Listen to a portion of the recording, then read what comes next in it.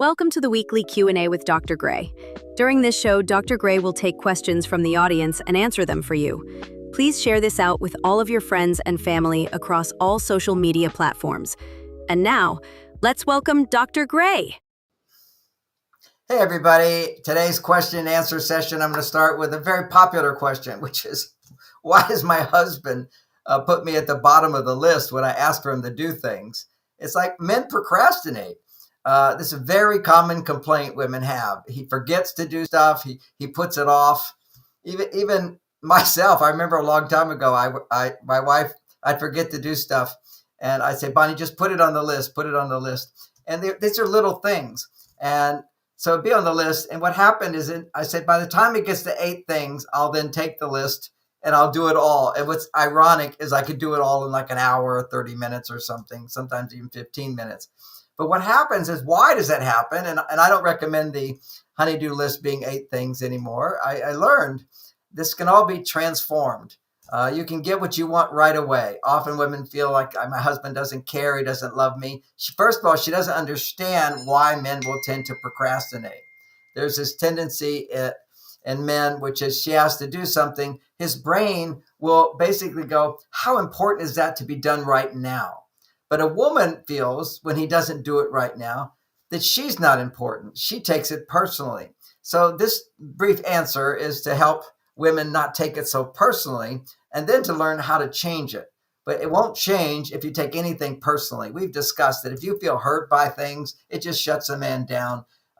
It's the worst thing to share. Oh, I feel hurt when you don't do this, or I'm so disappointed you didn't do this. These are just negative messages to him that psychology is teaching women like everything's okay to share feelings. It's like all negative feelings are free to just dump on him. Doesn't work that way, ladies.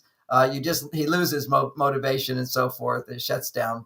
And so we have other ways to communicate your feelings. You can talk about your feelings about other things that don't blame him, and you'll get the same benefit. Because the reason there's a need to talk about things is because it raises your estrogen that lowers your stress. So it's very important for women to talk about their inner feelings, but let them know you don't have to fix anything. Just listen, I'll feel better. And then women think, well, if I can't complain, that's what they mean by talking feelings. How's it going to change? Well, if you want more from a man, you just ask for it. That's all. You don't have to justify it with, when you do this, I feel hurt because of this. Would you change? No, just simply, would you do this for me? You don't have to justify all this. That just gives a bad message, once again, because it implies that you don't trust that he's willing to do stuff. Men are designed to make you happy. We want to make you happy, but we don't realize the ways to make you happy. So here's the key here is to understand biologically. Come down to the biology. There's great research, and we have this thing called dopamine in the brain. And women's dopamine receptors, like little buckets that receive the dopamine, and you feel motivated. Well, for women, they're way more sensitive. That means that little things stimulate her. And so little danger causes a big reaction. For men, it has to be really big danger to stimulate a reaction, because we're warriors, we're fighters. This is evolution. This is like, we can't be disturbed by little things. We have to focus on the big thing. Whereas women have to be aware of the little thing, the insects crawling around the house. The child needs this, the child's not that, the child's got a rash. They have to notice all this little stuff. They're designed to do that. They actually have more cells on the outside of their eyes and of their pupils in order to see more things, whereas men tend to hone in on focus on like football moving down the field. I mean, these are real biological differences. We're wired up this way. However you want to look at why, it's God made us this way. But the bottom line here is that men don't have the same sensitivity when it comes to dopamine to motivate them.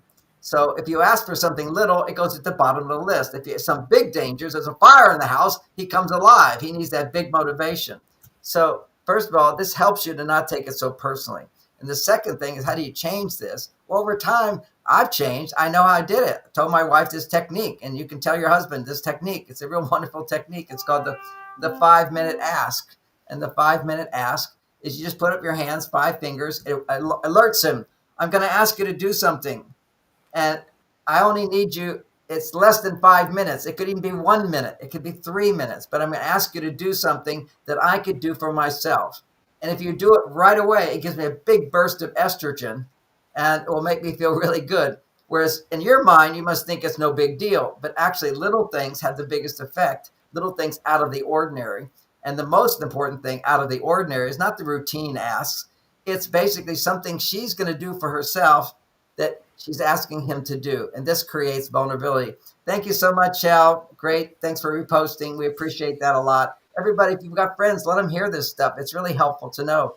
So, good morning, Kay. What questions do you have today? Do we have any questions? Oh, we don't have any questions in the chat yet, but Okay. I wanted to know, what are the biggest mistakes that women make in a relationship? Well, the biggest mistake, there's so many. Okay, that's what I've got. What's coming out here, if you look onto the right, that's Men Are From Mars, Women Are From Venus, for women only. It's not for men. It's 6 books in a series. This is just book 1, Be Happy With or Without a Man. That's the first mistake. Everyone, it's like women make so many mistakes in marriage, relationships. That's why they're not happy in relationships. And so what I do is come in and help explain men to women, so you can it's like training a horse or training your dog. You have to train men to give you what you need. It's not like he is a horse. It's not like he is a dog. But we get training, anything, to learn software. You have to train for it. You have to understand it. You have to go into it. It doesn't just happen overnight. And everything has changed. Women have changed the board. You've decided as women to become like men. And as soon as you become like men, what do you need? Suddenly your needs have dramatically changed. So when women are more on their masculine side, which is today, in order to manage stress effectively, in order to be happy, in order to have orgasms, all of that is hormone dependent. And so you have to be able to come back to your female side. And just like, every book on sex explains to us that foreplay is so essential, you can't just get right to it every time. I mean, there's sometimes fun, you have quickie, but the bottom line is there's a whole series of buttons that have to be touched on a woman to raise her estrogen to higher and higher levels, and then she will have orgasms, and many orgasms. This is all within her biology if you know how to stimulate that. So this is all the books on sex. My book is the best as far as I'm concerned. It's called Mars, Venus in the Bedroom. But there's other books. More information, the better. But it's to me, it transformed my marriage, understanding the importance of foreplay and how you raise a woman's estrogen levels up in the bedroom. But the same thing outside the bedroom, because women are on their masculine side, which is making testosterone all day, if they want to be happy, if they want their stress to go down, they've got to make more estrogen. They've got to make more progesterone. And how to do that is what we talk about here. All of the relationship skills are basically how to raise estrogen in her body. So one of the big mistakes women make is how they unknowingly turn men off, okay, because they don't understand men.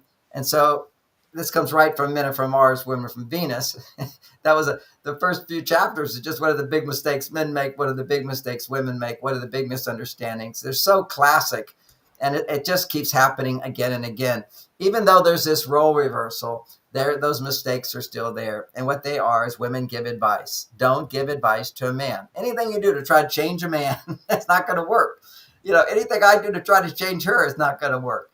What woman wants a guy to tell her how she should feel? Let's say she's upset about something. And I look at her and go, well, you shouldn't be upset. That's not important. Hey, Drax, thanks so much. Good afternoon to all. Be sure to share it with everybody. Thank you for joining us. We do have a question from Nina. Okay. So your question first, which is Mina's question. Is it bad for a man's testosterone if he works too much? I love it. Oh, we'll get right to that. That's called the paradox of testosterone. We'll get to the paradox of men's cave time. We'll get to that in a minute. Keep the question up there. But I'm answering your question, okay, which is big mistake. It's when women give unsolicited advice to men. Just like women, you don't want him giving you advice, particularly when you're upset about something. You don't want him to say, don't be upset about that. You shouldn't do that. You shouldn't feel that way. That's not what I was thinking. You're not understanding it. You're holding on to something. This is what men have to learn. Don't do that. Just get her to talk more. If she talks more, just say, help me understand that better. Tell me more. What else? Simple stuff. Get her to talk more without taking it personally, because she will be done soon. She will come back to all that love. The interesting thing is when we love someone, that's when we're more sensitive. So negativity is a chance we could get our feelings hurt more easily, and it comes up. So with men, giving unsolicited advice, do not tell him what he should do unless he asks. If he asks, great, no problem with that. But anytime you tell a guy what to do, it's like a sandpaper against his soul. Don't tell me what to do. Don't tell me what to do. And this whole thing where men will say the secret of women is yes, dear.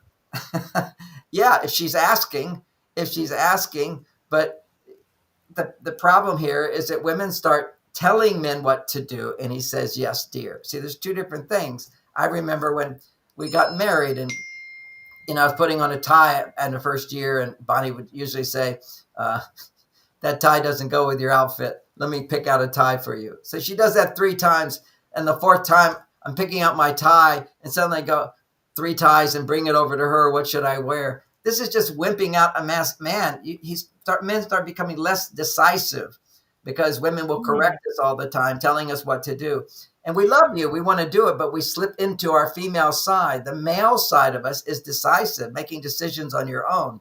This doesn't mean she can't give me feedback, but it's like important not to give unsolicited advice as a general theme for women. That is a problem. So that's one mistake women make of hundreds that I talk about in my books. And it's not like she's bad. It's like she just doesn't understand men, or she doesn't understand what she needs. So let's bring that question up again.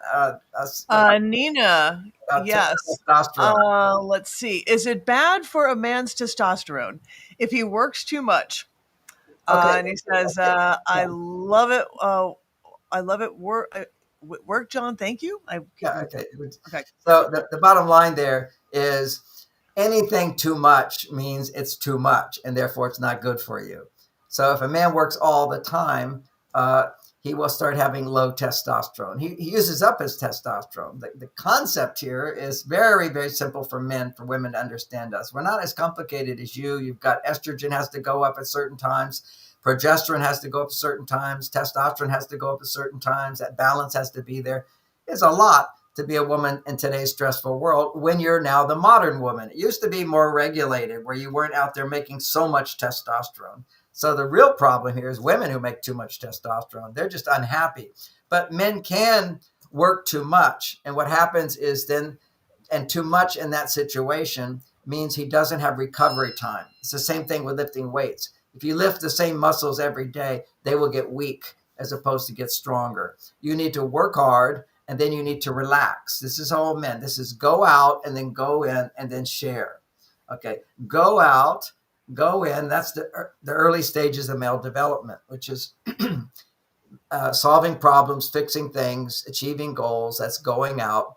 Then having recovery time, which is basically recreation time.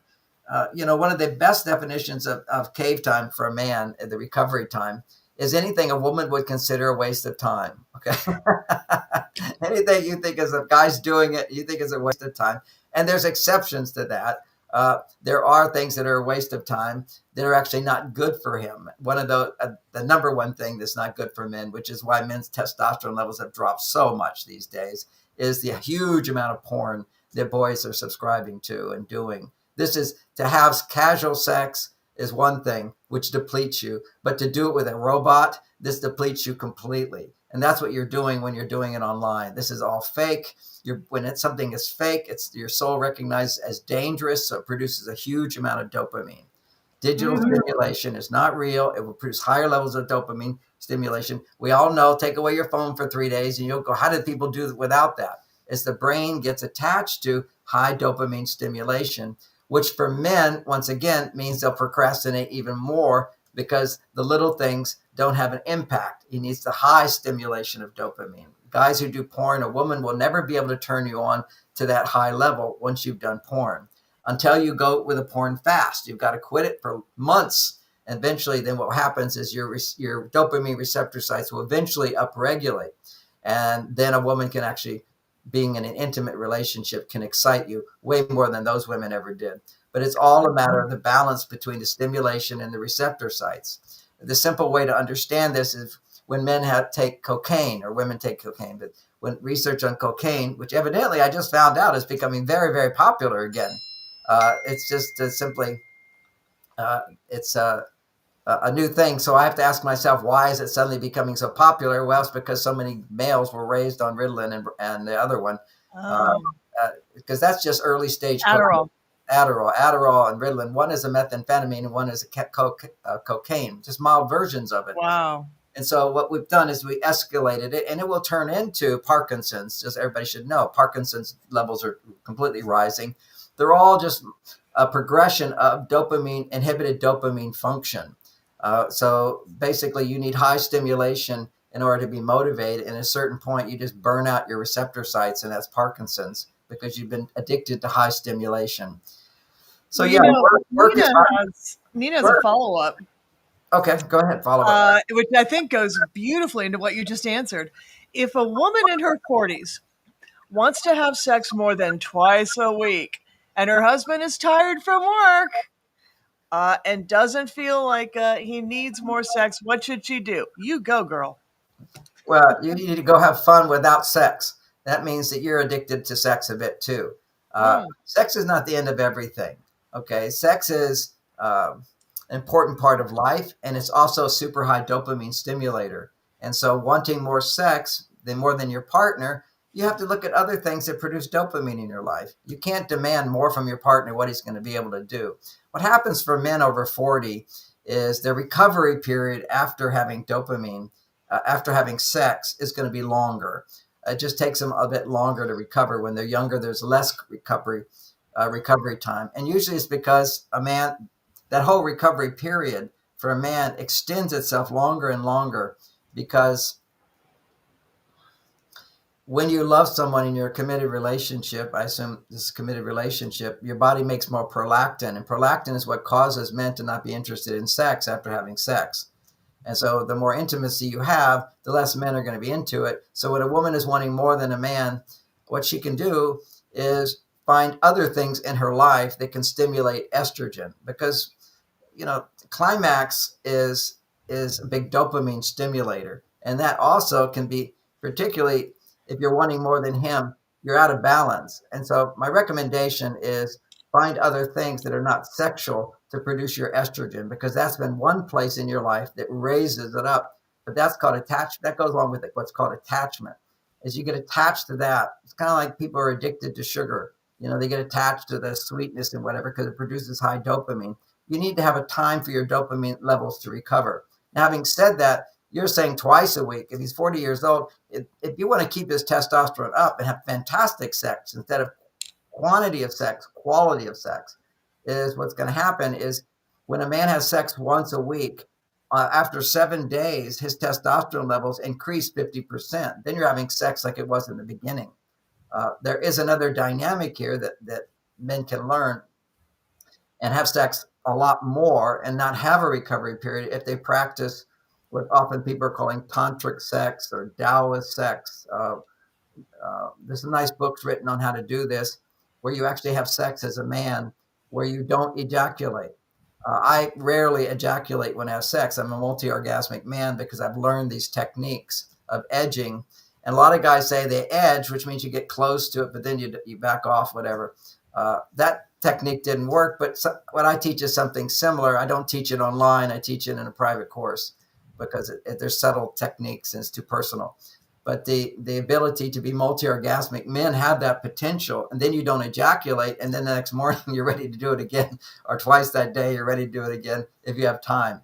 But this allows a man not to have that recovery period, and you're always ready to do it. That's why my testosterone levels are always 50% higher, and when I'm working, even 100% higher than when I was a young man. That is a potential. Not all men want to do that. When I say you're going to have sex, you're not going to ejaculate. They go, oh, I got to ejaculate. That's addiction to the squirt. Really, it's just a sneeze is all it is. And you feel awful afterwards. Your energy just drops. But if you're really stressed out, it's a nice sleeping pill. There's no question about it. But there's ways to transmute the energy so it goes all the way through your whole body. You see, for me, most people don't know I was a monk for 9 years. Never masturbated. Celibate, and I was transmuting the energy, so when I would perspire, it smelled like semen. Wow! It goes into your body. This is all ancient knowledge. Every parent should tell their boys, rather than masturbate, keep that energy inside. Don't move up and down on your penis. It feels really good to go up and down. Instead, just go up when it will settle down. Just relax it by having your finger go up the top part of the penis up to the head, as opposed to up and down. Up and down is creating a tension. He'll squirt, and then you lose your power to have smarter brain, bigger muscles, keeping your testosterone. This is what boys, they just deplete themselves through that. I remember learning about masculinity, by except my own personal life, but I was teaching about gender, and so I was watching the magazines. We didn't have internet then. Oh my goodness. A good Shell. joke. Actually, Lola has an interesting couple Well, of I have to finish that Oh, point and have your question. But the whole idea in the magazines was that you have all these muscle magazines, because I don't go to the gym. I don't do all that muscle stuff. I've done it, not my thing. But they're doing all this muscle stuff, and they all had libido ads. Why does a 25-year-old need a libido pill? It's because when you use your muscles too much, then you use up your testosterone. I've had guys who can't get it up with their girlfriend. They can always get it up for porn because that's new and different. That stimulates high dopamine. But once you have intimacy, you don't produce that high dopamine. And could so, that be steroids?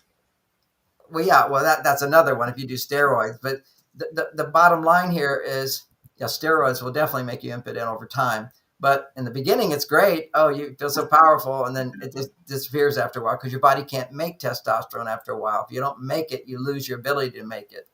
Mm-hmm. So anyway, so me, it's all about learning how to have a relationship where you're feeling successful all the time. And that would be another mistake that women make in relationships. Anything you do or say or feel that makes a man feel like he's not successful, you're knocking down his testosterone, you're pushing him away, you're not teaching him a lesson, you're just shutting down his biology to be attracted to you.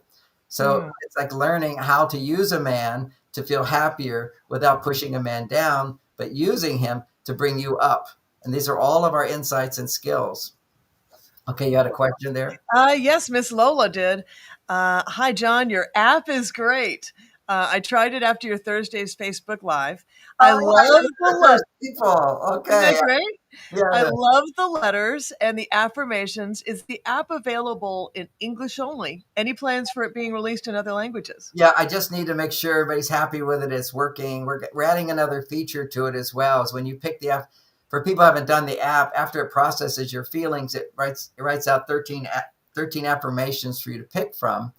So that becomes like an affirmation to work with. And then it writes a commentary on that to give you more support. Then it gives you an analysis of what you're going through to give you more support. Then it writes a poem and tells a story about you. So it does a lot of stuff. But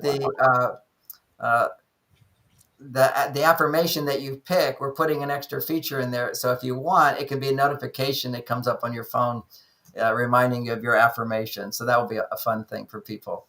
But thank you for that. I hope you gave me 5 stars. We just want to get those stars up there. Everybody can check it out now. It's for iPhone users only in English. We do have plans to do it in German, to do it in French, to do it in Spanish, of course. We're doing a Spanish movie now. That's going to be fun. So the American movies are so slow. Spanish, they're doing it fast. So we're excited. Ay, Dios mío. So we're going to do Spanish. That will be a big one. Then we're going to do German and French. And then we're going to do Chinese because I have a huge following in China. So those will probably be the main ones right away that we'll do. But this is so good. For people who haven't heard our description of the app, one of the most powerful tools that I have found to process your emotions. You see, all of the reason passion goes away in relationships over time, and that's a big question people always have. Somebody said, what's the name of the app? Go to, on the iPhone, it's Mars, Venus, Heart, Space. Mars, Venus, Heart, Space. It's so funny because it used to be called, when I first did it, it was just Heart Space Emotional Healing.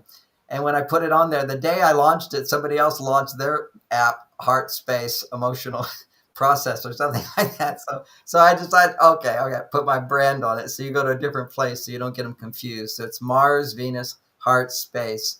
And what it does, it's a powerful technique, which I call the feeling letter process. I've done it over 40 years in my classes where I guide for emotional intelligence. I help people get in touch with what they're feeling, because most of the time when you're upset, you're just upset, and you say, well, what are you feeling? Well, I don't know. Or sometimes you don't know. Sometimes you're really angry.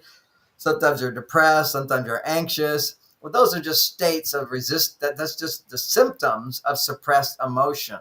So when you have emotions, there's 12 basic emotional release emotions. Okay, they're the simple ones. There's the anger, there's the frustration, there's rage, there's hurt, there's sadness, there's disappointment, there's fear, there's being scared, there's worry. These are different. They're different flavors of the particular emotion. And then there's shame, there's guilt, there's regret, there's embarrassment. Which, by the way, I always like to throw this in here, women. One of the things, whenever you're dating a man or you're married to a man, anytime you can just share the feeling. Today, I was so embarrassed when, as long as he's not the source of your embarrassment. One of the most humbling things. See, really, embarrassment is like one of the most vulnerable feelings. It's the one we do everything to avoid being embarrassed. It's just like subconscious. Don't want anybody to see anything wrong with me. And when you can say to a man, I was so embarrassed when I said this or I did that, or it's so embarrassing. It's so humbling that men will be so attracted to you. Always men are attracted to women's vulnerability. See, this is the whole setup. I was in a coffee shop the other day, and somebody was sharing somebody's theory of why women were homemakers and men were the outside workers. And they said it was so that men can make women dependent on men, and then men could control them. Okay, that's such a feminist idea. Okay, let's just break it down to understanding the relationship that God made between men and women. And we all got together and we basically said, we love women. They bring babies into the world. What can we do to make women happy? And women listed out, well, we like to just have time to take care of the kids. We don't want to go hunting. We don't want to go fishing. We don't want to have to do the hard stuff. We don't want to have to do the labor. We'd like to just cook and clean and be with our friends and go for a walk, go down to the river, wash clothes together and talk a lot and share. And we don't like talking with men anyway. They don't understand. So we need plenty of time to talk and be together and relate. Men, you just go out and do your thing. Go sit by the fire and sharpen your tools and so forth. And that was basically, men agreed. We basically said, whatever you want, we'll be happy to do it if it makes you happy. Men are happy to do anything that makes a woman happy if he clearly gets that it makes her happy. It wasn't any big manipulation of women. It was that women chose this, just like today, women chose to be like men, and not such a good choice from some points of view because they end up feeling stressed. And we know biologically that when women do what's traditional male work, if they don't have a personal life, which produces estrogen, they will be more stressed. That's just, I'm proving it. I got the research in this book that I just wrote. It's all right there. Hormonal balance. When women's testosterone overshadows their estrogen production, their stress levels go up. However, if they're in the workplace and they're anticipating coming home to a life, which is a husband who loves her and cares about her, listens to her, can support her and be there for her in wonderful ways, then in the workplace, her stress will be lower because she doesn't automatically suppress emotions. She ends up postponing emotions. It's a whole different concept. You have to train your body to not suppress because women, all their unhappiness comes from suppressed emotion. Not men. That's a whole misnomer in psychology.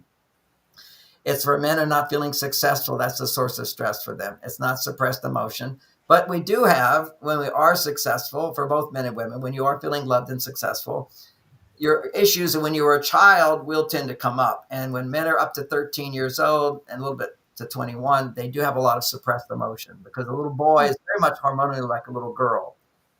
You can make a little boy think he's a girl quite easily because he has the same hormones as a little girl. It's just his brain is different, but the brain is controlled by the mother. So it's like whatever you want him to be, he will be.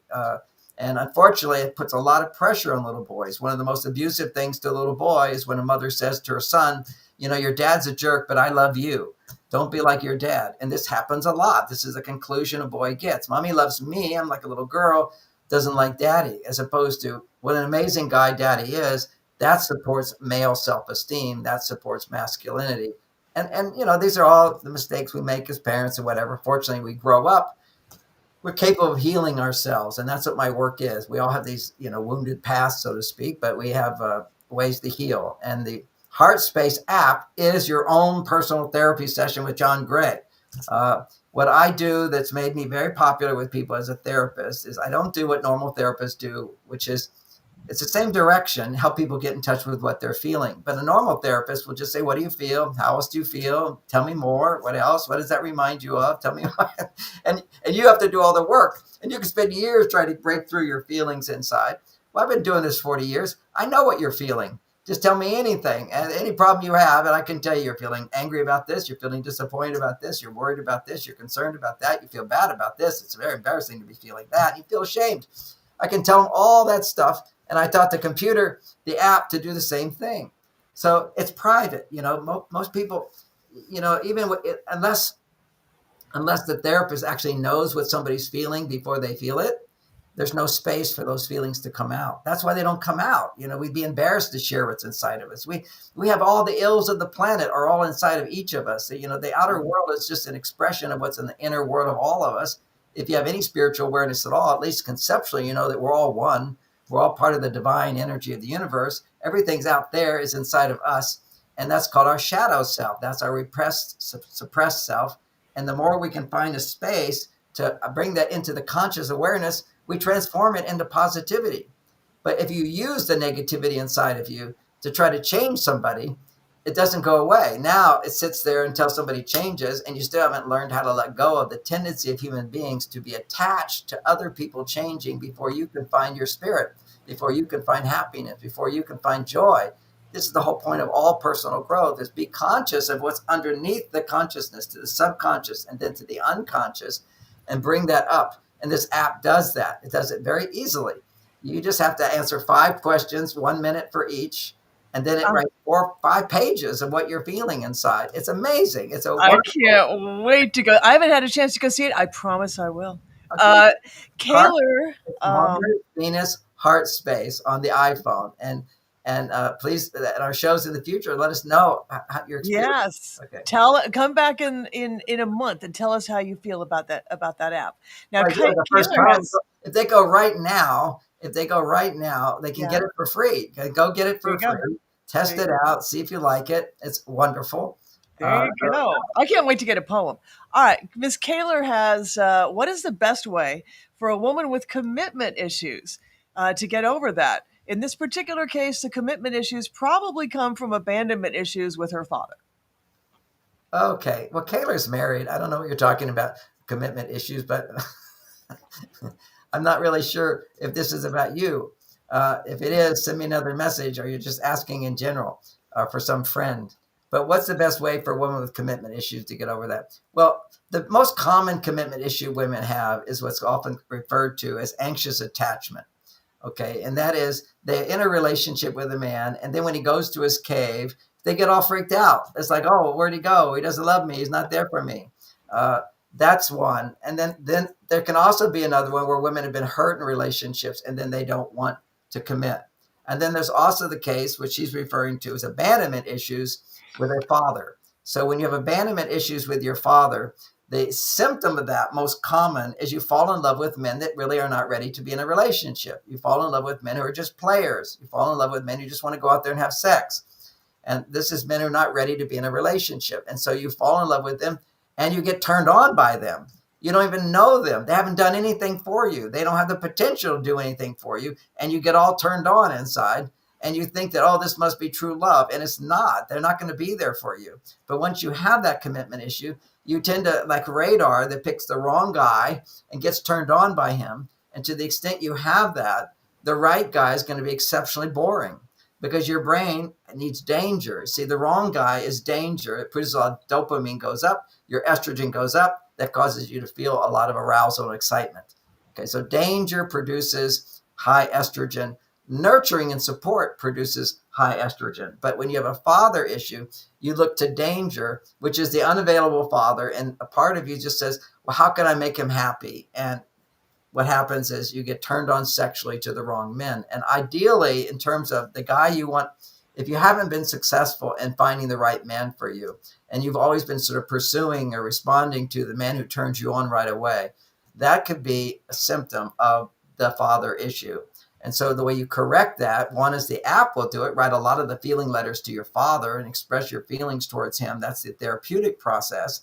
But on a behavioral level, what you can do is you recognize, okay, I have this tendency. This is only for women who have a pattern of falling in love with men who are not available, being turned on. This is the key thing, being turned on sexually to men who are not available. If that is the case, and let's look at all the women who fall in love with guys that look like they're drug dealers and they're dangerous and they get turned on by them. If you get turned on to dangerous men, then you have a father issue. That's just a symptom of that.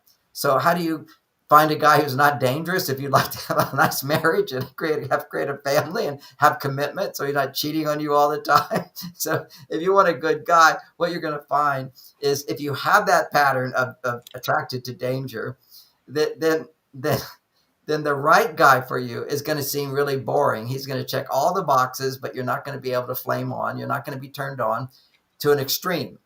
Ideally, for all women, the healthy relationship is you don't get turned on sexually until somebody turns you on mentally, until somebody turns you on emotionally, then let it go down to physical. That's the right direction for women, is start with conversation, start with interaction, start with, do you admire his thinking? Do you like his values? Do you feel comfortable with that? Do you feel safe with this kind of guy? Then you have him doing things for you, and that makes you feel cared for and supported, and you have feelings of appreciation, feelings of trust, feelings of attachment to him starts to grow in the heart. You miss him. You like spending time with him. You enjoy it. Then sex comes up. Then that's a healthy starting north going south. Not so healthy in most cases to start south and go north. But not say it can't happen that way. But we do know clearly when your pattern is dangerous men turn you on, that's a father issue. And so that the process is start to realize that, okay, the men who could be potentially great partners for you are not going to turn you on sexually at all. It's going to take a while. So just enjoy yourself. You know, these guys want to be with you. What you can do at that point is, because you don't have any apprehension about trying to please them, because that's what you are when you have sex with somebody who's dangerous. You're just trying to please them, save your life by pleasing them. So you don't have a tendency to please them.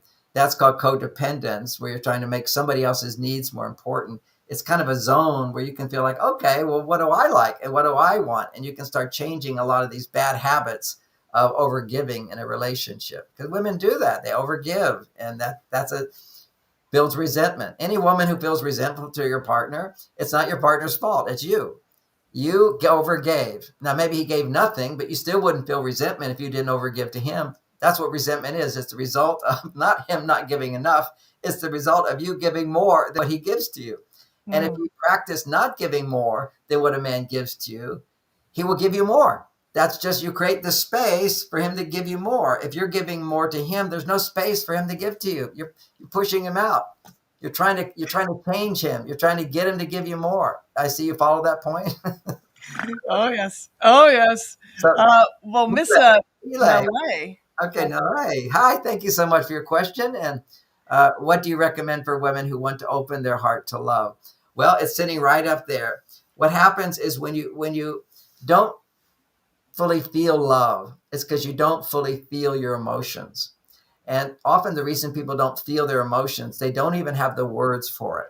It's like, I'm with my little granddaughter, and she gets hurt, like she falls down or something happens and she didn't know what happened. You can just see her face. I can't compute what just happened. And there'll be all this emotion that comes up, and they cry. Mm-hmm. They don't know what they're feeling inside. They're just being emotional. Okay. They just be emotional. It's not an awareness of, oh, I'm upset because I bumped my head and I don't know why I did it. And I'm afraid that it might go on forever. And I've never had this experience before. And what does it mean? And what will happen as a result? What's the future going to be like? And so all the child knows is that they're in panic mode. They're in stress mode, and they just need to be held. And what does holding do? The parents holding them allows the parent to connect with them, and they feel safe. Everything for our childlike brain is about always to feel safe. So being emotional or not being emotional, these are just states of being. But what we want to do is look at our emotions. And if you're not able to fall in love, it's because you're not able to feel that love, because you stop feeling. And the reason you stop feeling is when emotions get suppressed and suppressed and suppressed and suppressed. Each time you suppress an emotion where you feel something and it's not appropriate to share it with somebody, you don't have somebody you can share it with. So what happens is you go, well, then I can't share it, then I can't feel it. That's called suppression. So you keep suppressing things your whole life.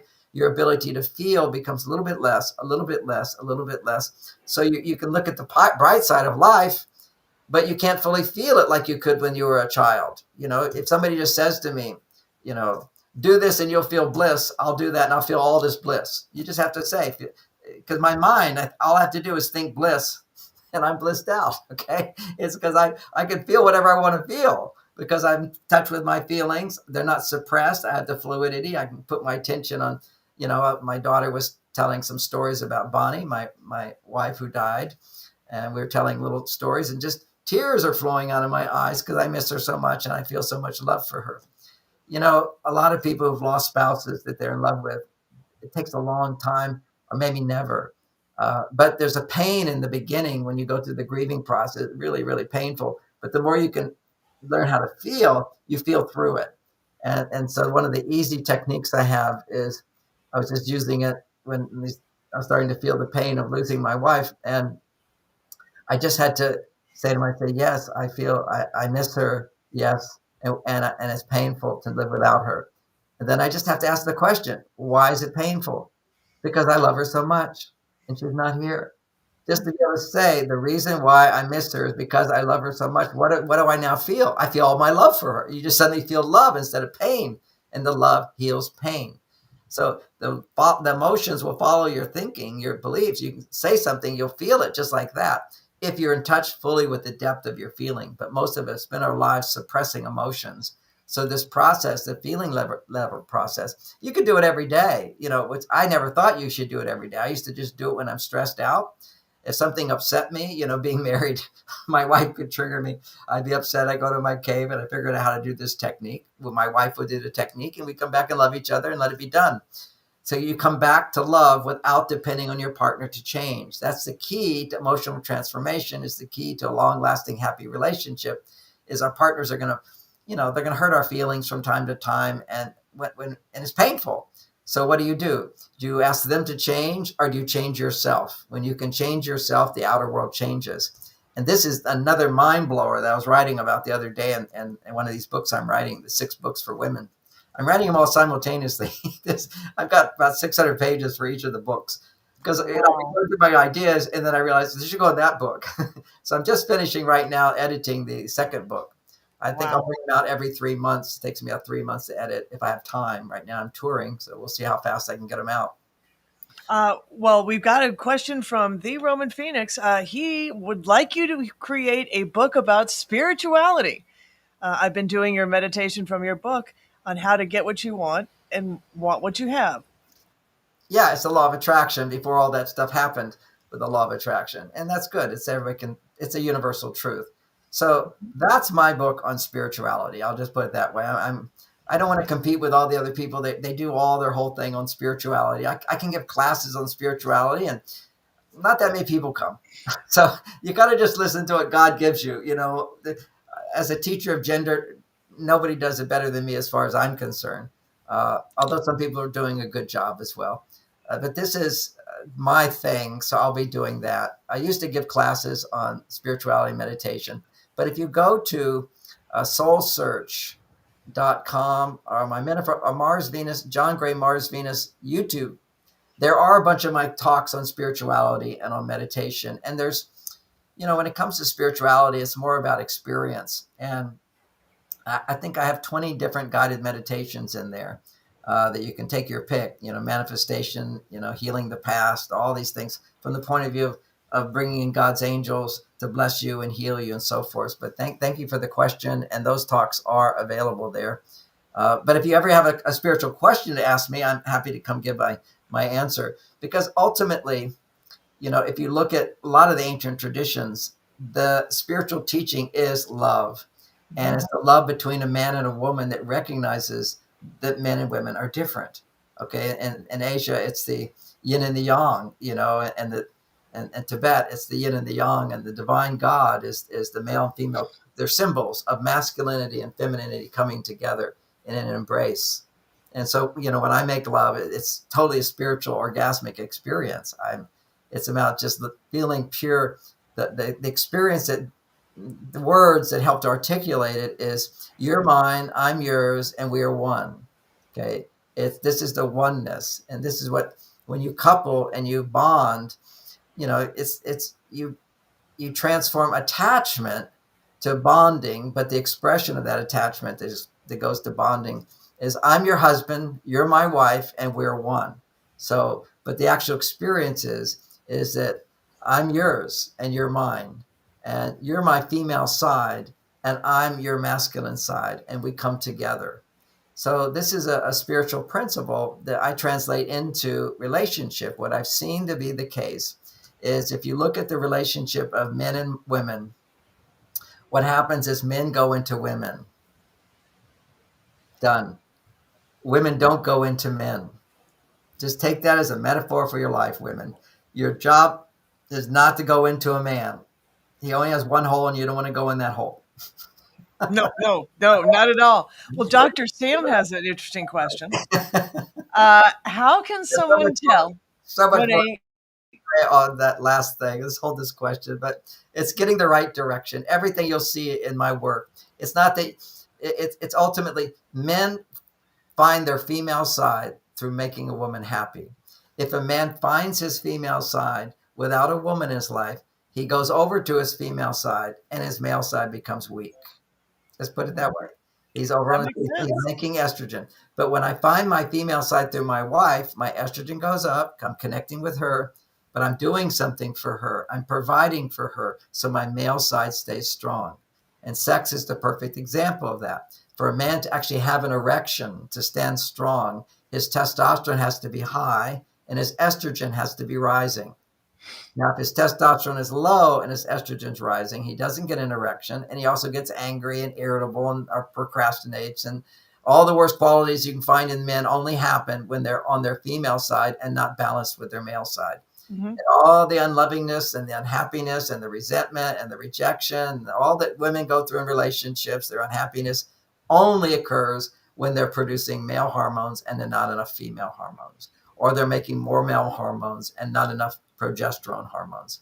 So it's always about finding this balance. And that balance, when it's achieved, is achieved through men and women coming together, helping each other, supporting each other. Now, how does a woman help a man? You can't help a man. Don't help a man. Never help a man. But you can help a man without helping. It's a little paradoxical, but you help a man. If you look at your husband, he's depressed and suppressed. Don't go help him. Let him help you do something. Do something for him. But doing something for yourself is actually helping him. And your happiness always is his female side without him having to go to his female side. Because anytime a man is depressed or anxious, he's too far on his female side. He's not grounded in his male side. So what we do as men is we work, and then we have recreation to rebuild our testosterone, and then we go over to the female side to experience union and our spirituality in life, to experience real love. You know, you can love your partner, but you don't necessarily feel your love unless your hormones are in balance. Okay, we'll move on to this question. Dr. Sam asks, how can someone tell when a request is reasonable versus when it crosses into being controlling? Well, any request is controlling if it's backed up with, if you don't do this, I'm not happy. Everything, this is a simple concept, is a demand is, unless you do this, I can't be happy. And when you present that to someone, you're presenting a lie. It's a lie. You can do whatever you're going to do, but I can't be happy because I can't be happy. This is taking 100% responsibility for what you feel. And when you don't feel that, let's say you are unhappy. I see the app up there, Mars, Venus, Heart Space. Such a nice app. I designed that. When you have the... I have to laugh at myself there.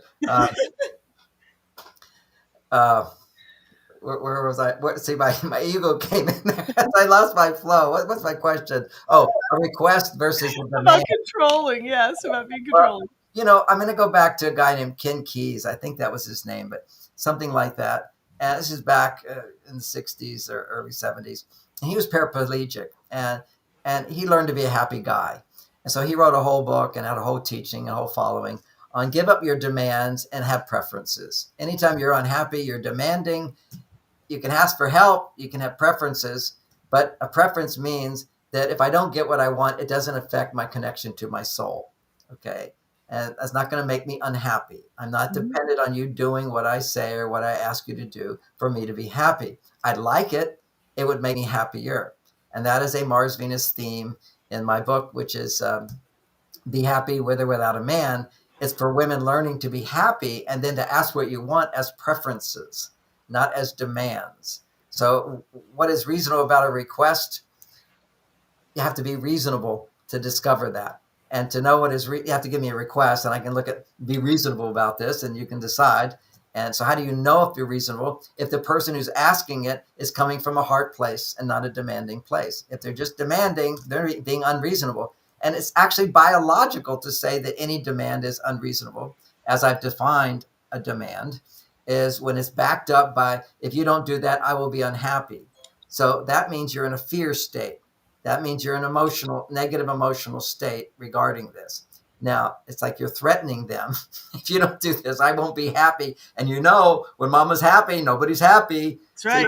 See, women use I'm unhappy as a tool to punish people, to threaten people, whatever. So it's like a threat. Just understand this. And it's true. When my wife is unhappy, I'm not happy. So that then can motivate me. What can I do to make her happier? No doubt about it. But if she starts using unhappiness to get me happy, and that's what we're conditioned that way as children. Little girls start to cry, and the daddy goes, okay, we're going to do it. Okay, here's the question, though. You use your emotions to manipulate other people.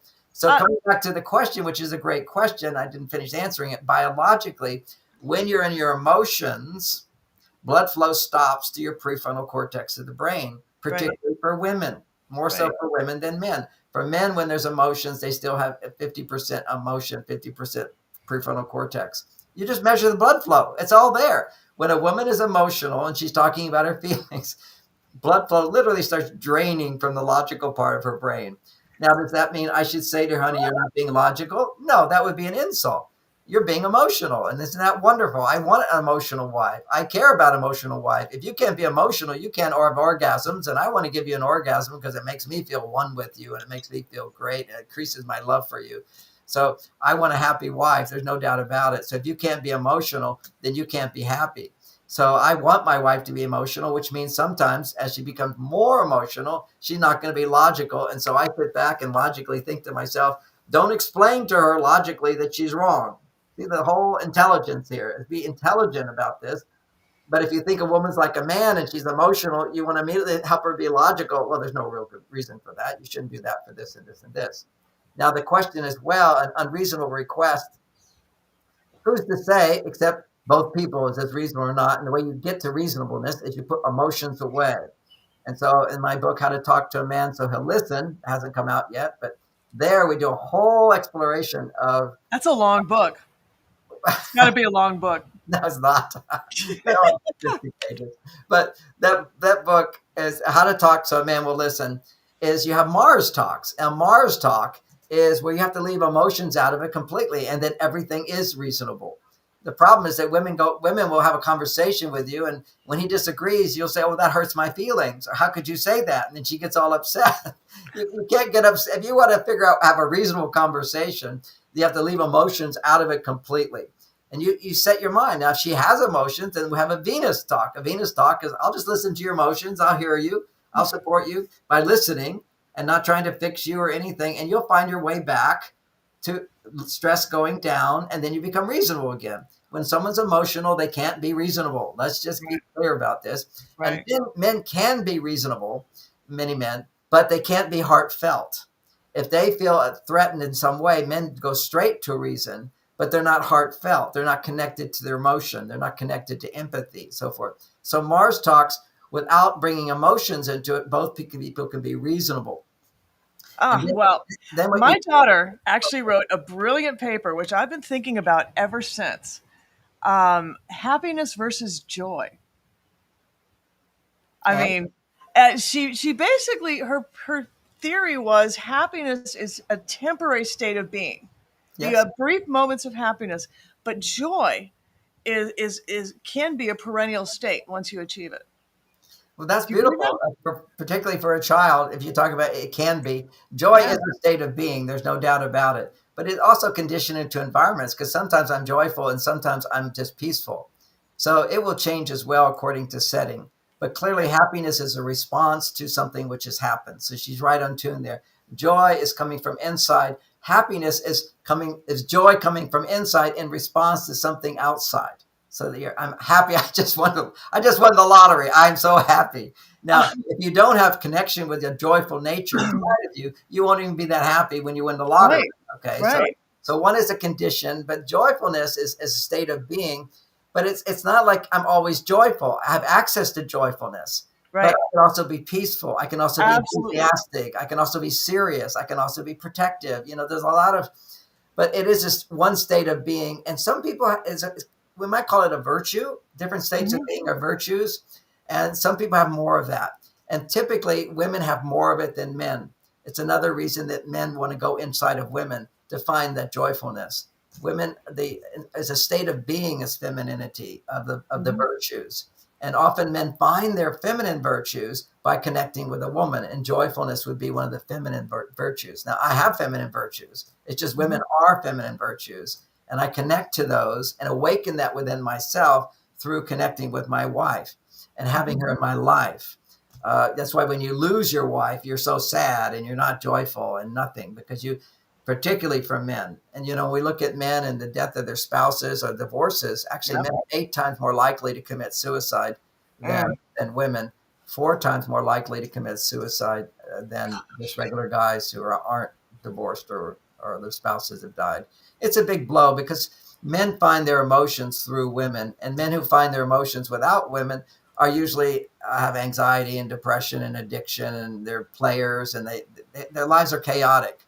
But when you find your feminine side through loving a woman from the masculine, now you have balance in your life, which is why, in Asia, they always want to meet my wife because they know a great man must have a great woman behind. And when she speaks, people listen, okay, what does she know? I'll bet she is amazing. I'm going to have to send you my daughter's paper. She wrote it when she was 17. And her middle name is Joy. So she played with that. Okay. So, and she wove in philosophers and music and medicine and biology. It was really kind of amazing. Yeah, people ask me, what are the qualities of femininity? Joy is one of those virtues. Yes, this is our feminine quality. Oh, she's all girl, but don't get it twisted. She's also tough as a boot. Now I am so thrilled with. I'm literally taking notes every week mentally, and I have to go back and watch a second time every week, Dr. Gray, because I learned so much. I learn from my talks as well. I watch them on YouTube every night. I watch not every night, but they'll show up on my YouTube feed. Now there's one more question that I thought might be interesting for you. Gosh, where did it go? Do you think that the 5 stages of dating from Mars and Venus on a date is still up to date? I love that book, and I use those stages. It works for me because men always want to date again. It's still there. I mean, it's that doesn't change the dating situation. There's added things, and my book, which is coming out, is called "Why Men Pull Away: What to Do or Not Do When Men Pull Away." So that's a big part of the 5 stages is the uncertainty stage, and that's very critical, because after you start to get attached to your partner, then you're going to make a more serious connection. You'll tend to, both men and women will go into uncertainty. She's like, let's talk about the relationship. He's like, I'm not sure if I want to commit, because you're at that point, you get to this point, and women make a mistake of kind of like being needy and anxious about it. That pushes him further away.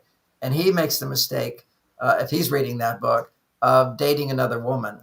He needs to just be single for a while and miss his partner.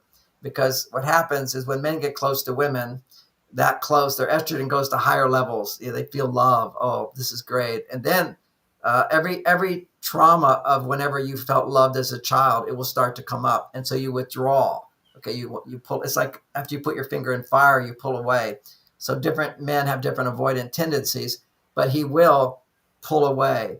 And when he's uncertain, he will always back off. And that's when a woman will be uncertain. She will always go in. And that's a dance that has a lot of new insights that I've come up with that go beyond those 5 stages. It's still the 5 stages, but how you deal with our modern world in those 5 stages, I will expand for women during that time. People say, what about writing a book for men? I'm sure I will, but really everything a man needs to know is in Men Are From Mars, Women Are From Venus. Even the first 4 chapters is pretty much all he needs to know. because it's all about women. Women have the power. You know, he's already built by God to do whatever you want if you just how to ask him and motivate him. It's all that dance. It's he's there to do it for you. And of course, I'm glad to mention towards the end is our super product, the Mars lithium orotate and the Venus lithium orotate. Which are you taking it? Have you tried it? Do you notice? Yes.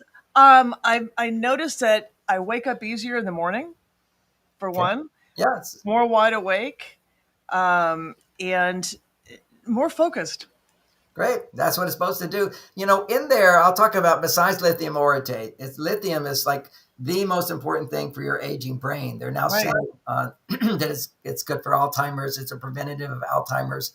They did 10 years of research on it. And the one that I've been promoting for 25 years is the only one they say that works. So lithium orotate. And a lot of people sell just lithium orotate. And it's much cheaper than mine. But what mine does, I've been doing this 25 years. While you've got the balancing factor of what balances dopamine and serotonin, balances your hormones, you also want to put on all these ingredients to produce more dopamine to be balanced with more serotonin. Right. So one of the ingredients in there is a herb called Rhodiola rosea, which is Arctic root in the Caucasian mountains where people live usually about 100 years old, healthy at 100. It's very common. They take this tea that has this ingredient in it, which is called, the Latin word is Rhodiola rosea. And it's in this, you know, this is like an elixir, you know, this is, wow. I do it. Sometimes I forget to do it. And then I notice I'm a little stressed these days. And I kind of go, oh, because once you're doing it for a while, you won't feel like you need to take it. Exactly. Because you feel so, you know, just feel like normal. But then when stress comes in, and the best thing, and I'm reminding myself right now, is take it every day because it's always working on generating new brain cells. Lithium has been proven to generate brain cells in your brain. Very few other things can do that. So that's just one of the ingredients is Rhodiola rosea, just that. There's a lot in there. One of the others is saffron. Has become very, very popular because it's seen to help calm the brain, for people who are feeling bad weather feeling well, when they're anti-inflammation too, isn't it? Oh, absolutely. And it takes away food cravings. It makes you eat a meal and you feel satisfied afterwards. That's the saffron.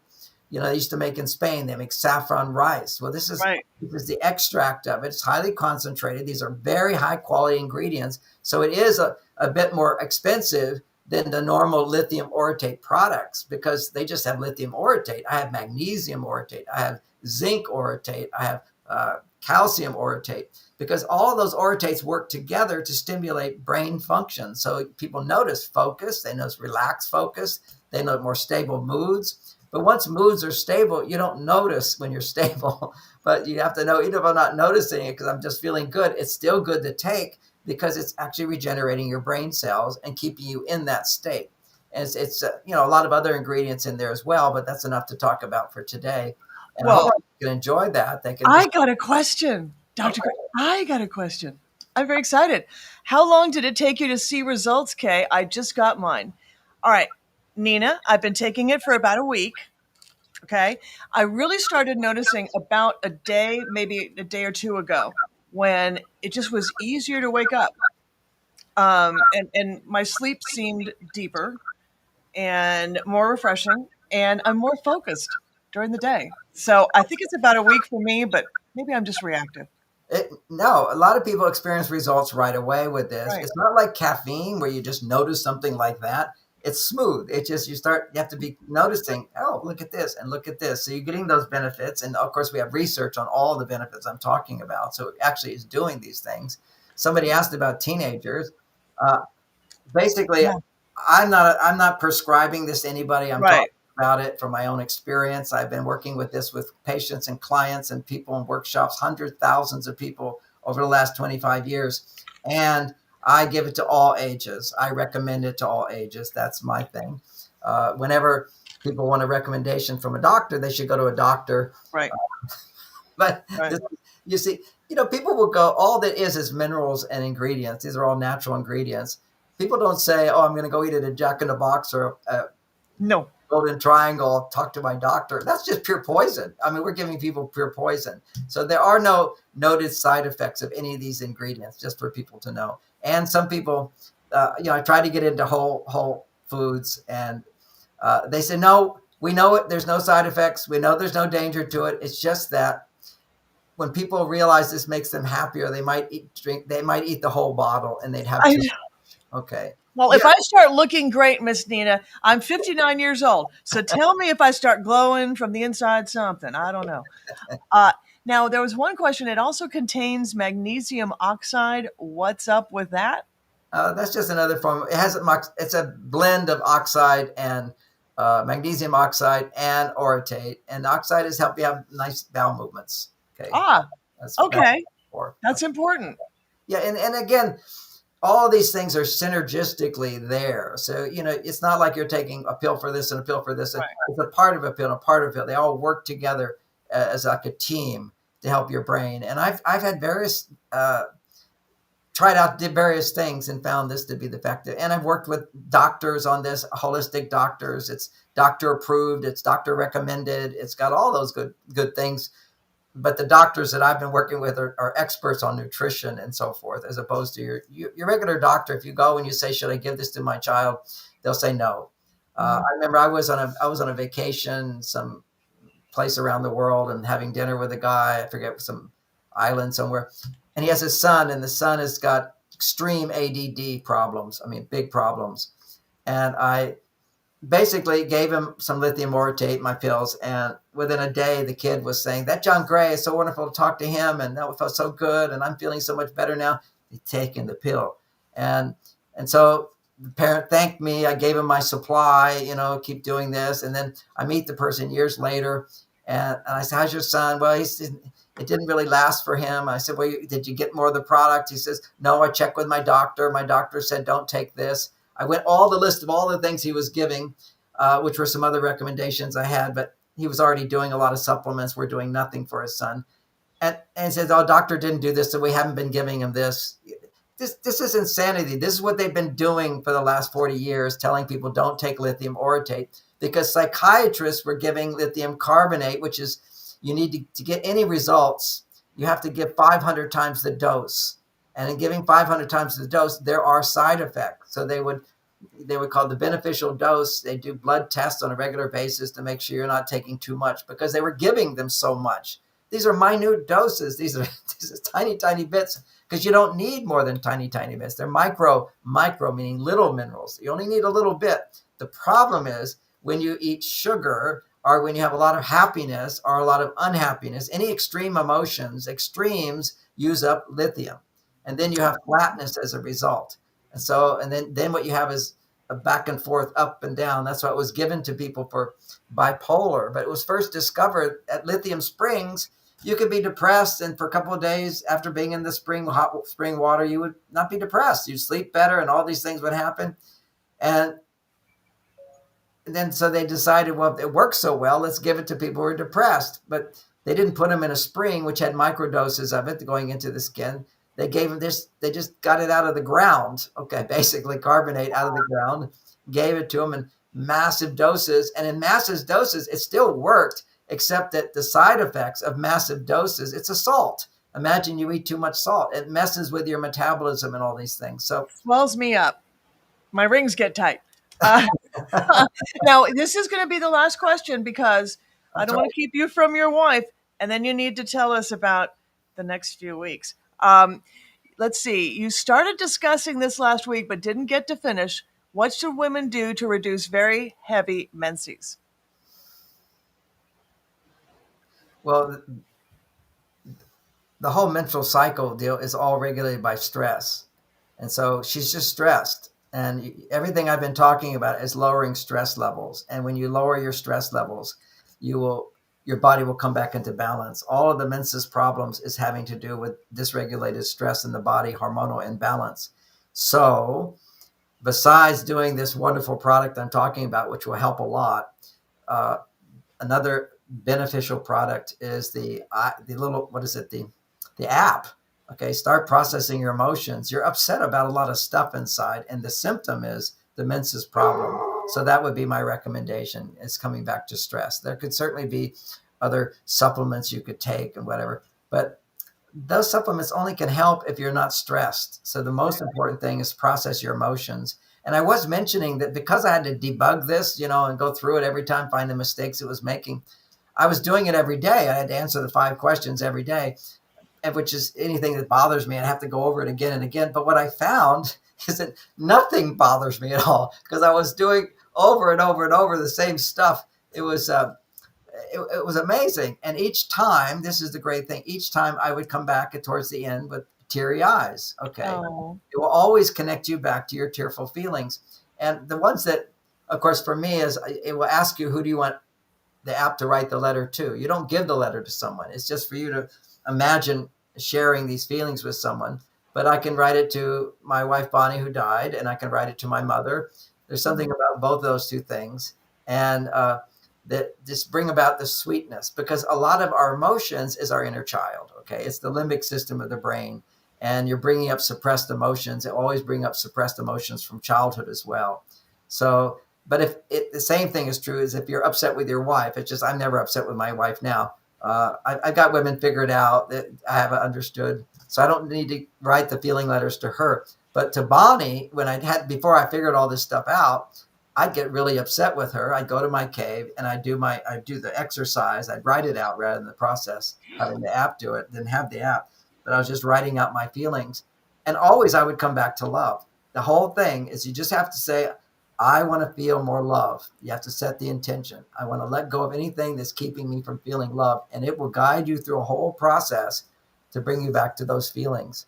And it opens your heart more and more and more. And problems become less and less and less. I was just in my men's group last night, and it just turned out the theme was there. What terrible things have happened in your life where good things happen afterwards. And they all laugh because that's my whole life. Anything bad happens, I know with uncertainty, bad things happen, always good things happen after it, because everything happens to us to teach us a lesson. And that's called grace. That's what grace means, is to realize that even though we're not always getting what we want, even though things we don't understand happen, they're all there to teach us a lesson. They're all there to help us to learn to love, because that is the essence of learning to be happy and fulfilled, to be selfless, to be serving other people. That's what we're here to learn in this world. Oh, I love that. And you're right. I think there are tons of lessons and seasons we go through in life. Yeah, seasons of love. That's exactly it. That's exactly right. Okay, well, the update is the trip. Okay, so I'm off. I won't be live on Thursday and next Tuesday, and next Thursday. So I'll be missing 3 meetings. We're going to be giving you some past talks, but I won't be live. And I'm going to be in Kuwait. They love me in Kuwait. In Kuwait, I was teaching one of my classes in Kuwait, and it was a judge. He said that, I love your book. Everybody who comes to me who wants a divorce, they can't have a divorce till they go away, read your book, come back in 6 months and report. I love that. And he says that so many couples don't get a divorce as a result of it. It says, in Kuwait, I'm the only person from the West that they allow into these certain buildings, where the government buildings. Mm-hmm. The government loves me there. This is they bring me in to give my talks and my seminars and whatever. This is what I'm going to. This time the prime minister's there and the whole thing. They really appreciate the whole gender intelligence that I teach. Now, then I'll be going to Egypt, and I'm teaching a class in Egypt, and then I'll be going to. Also, we do a 1-year retreat with our Mars Venus coaches from around the world. They'll all be coming there. So we have kind of like a little convention of Mars Venus coaches, and they all report their successes. It's really uplifting. These coaches are changing people's lives. We have the experience. People always say, are you optimistic? I have hundreds of coaches who tell the stories of how people are struggling in their relationships, and suddenly they have these breakthroughs. They feel more love again. And even the coaches themselves, they talk about how much better their lives become when they're helping other people. And that's one thing, if somebody's listening and they're thinking about becoming a Mars Venus coach, we have a 6-month program for that online. And people often go, oh yeah, but my life's too messy. I can't do that, whatever. Anybody can coach somebody else by just following the procedure. Nobody's perfect at this stuff. This stuff works, not because you're perfect at it, but because it's helping you. And what you find as a coach, that the things that are helping you help you much more when you're finding someone to help them. And nobody has the same problems. Whatever challenges you have, the only people that are going to come to you for help are the people that you have the insight information to help them. And that's what we all need. Is we don't need perfection, but we do need guidance. And the guidance comes from, these people taking the gender intelligent training. So many coaching programs, they're good. That you just ask people questions, you're there for them, you hear them, you make them, help them set goals, help them be accountable. We do all of that normal coaching stuff, but we do it from the perspective of gender intelligence, which is understanding that men have a completely different challenge than women, and women's challenges are different. And nobody has that. We're the only ones. So you could be already a really good coach, but then come to our coaching program and learn the subtleties of how you coach women differently than you coach men. And particularly when you want to coach people about their relationships. It's like, oh my gosh, if you don't have a coach or a therapist that understands men and women are different. Where do you go from there? Vive la différence. I wish you the best, at the divorce court. Exactly. No, well, I want you to wish you safe travels. Make sure you take lots of pictures. I'm very excited to see the pictures from both Kuwait and Egypt. And make sure all of you in the audience go to MarsVenus.com, get the lithium orotate, go to the HeartSpace app on your Apple iPhone. Mars Venus HeartSpace. Mars Venus HeartSpace. Make sure you go and get that.